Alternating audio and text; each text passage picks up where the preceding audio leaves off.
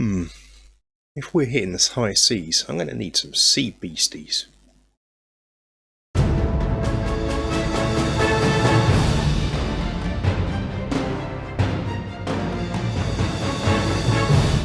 Hello and welcome to the Battling Barrow. Yes, in my D&D games we are returning to the high seas full of piracy and sea monsters.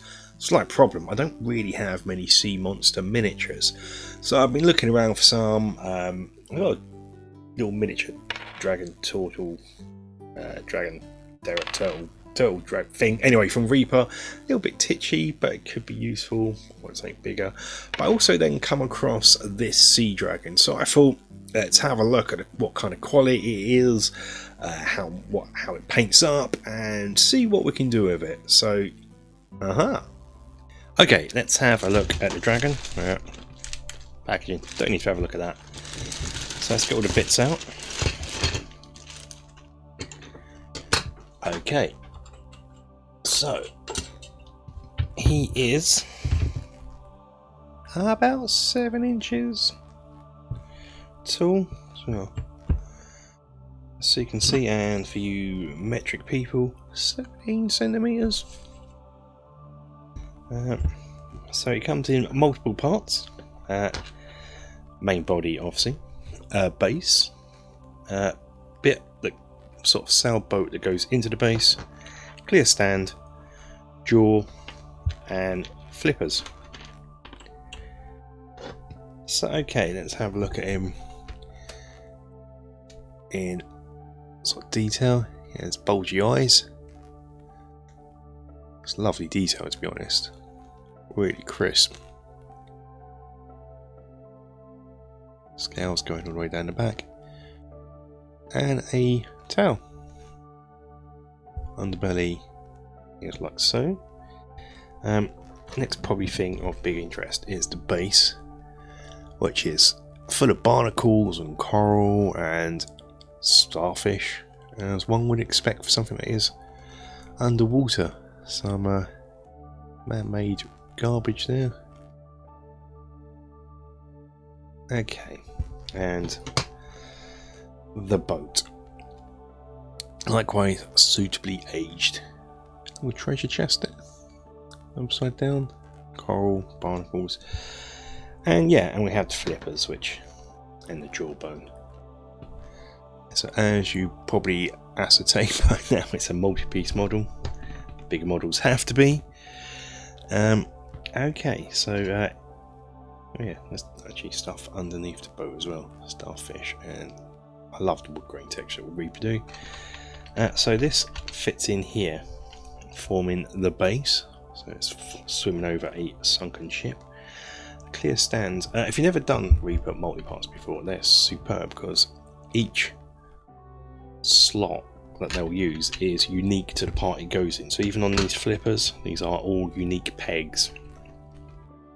So you can't put it wrong. I find with some companies, not naming names, but Games Workshop, sometimes it can be confusing where bits go. And there's been times before in the past where I've ended up putting them in the wrong pieces. So that just slots together like that. I'd obviously glue these together.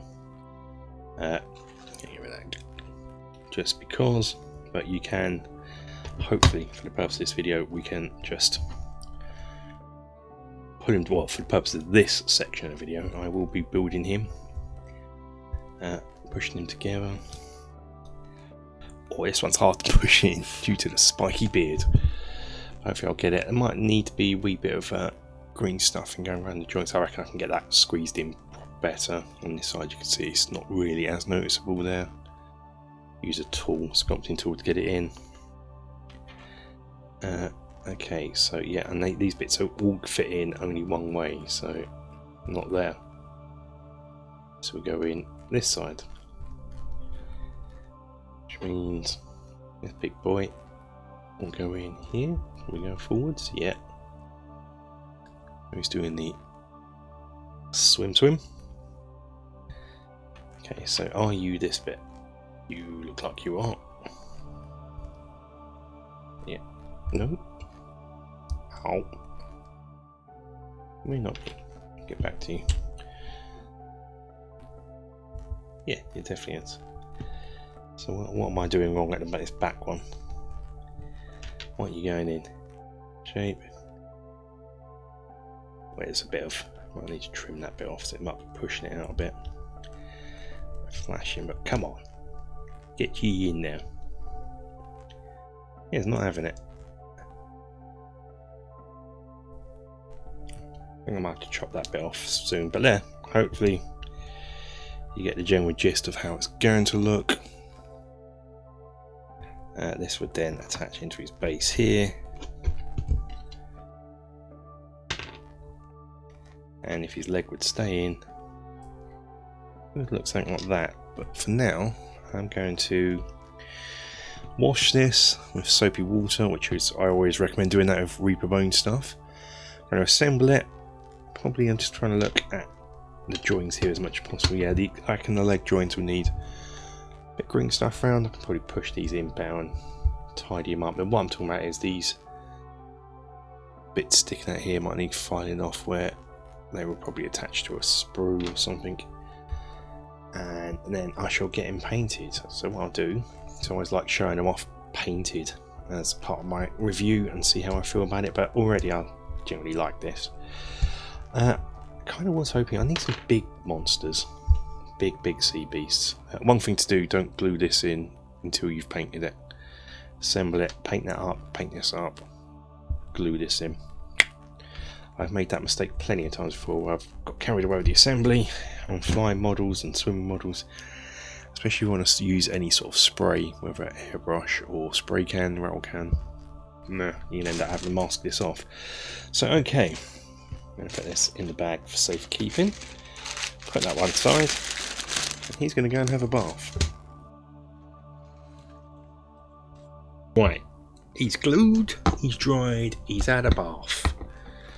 Now he's going to have a fill. I'm going to come in with some liquid green stuff.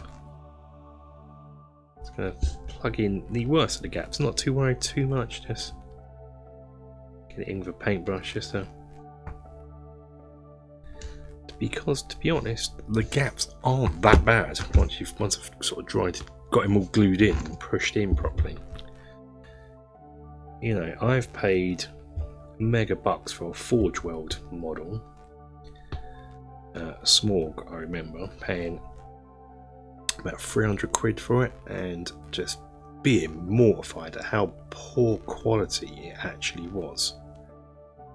You know, and along come things like Reaper and North Star, another good company that I can think of, who just do sterling good work for a really nice price.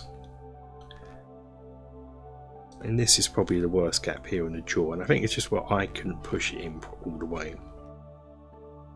Because I'm a weedy man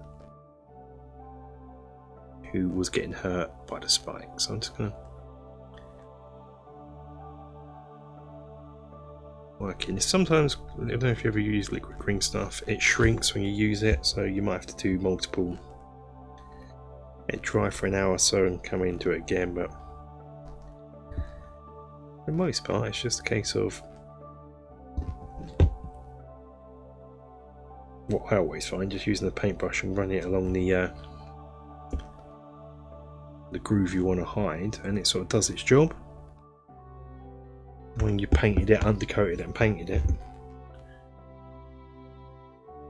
you don't notice anything.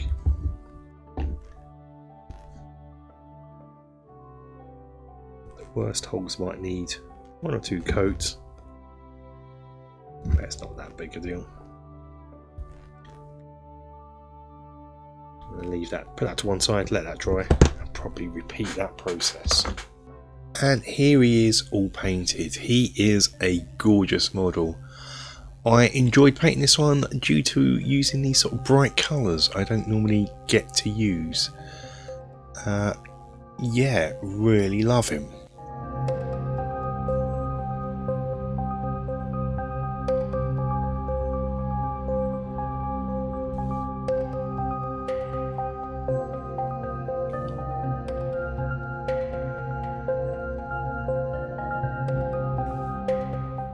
Coal is just amazing. the detail on it and the little starfish. I had fun painting that.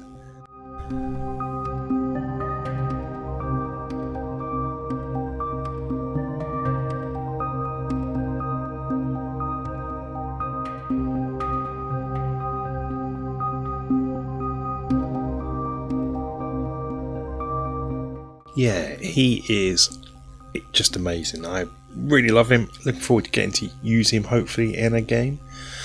Yeah, so for the price I paid, that's another. Reaper Bones is just one of my favourite. Well, Reaper Miniatures is one of my favourite companies, and their Bones range is just great value for money. With the details there, and the price is affordable. Yeah, love this one. Love this model. Yeah, what do you think of it? Have you ever seen this? Do you own it?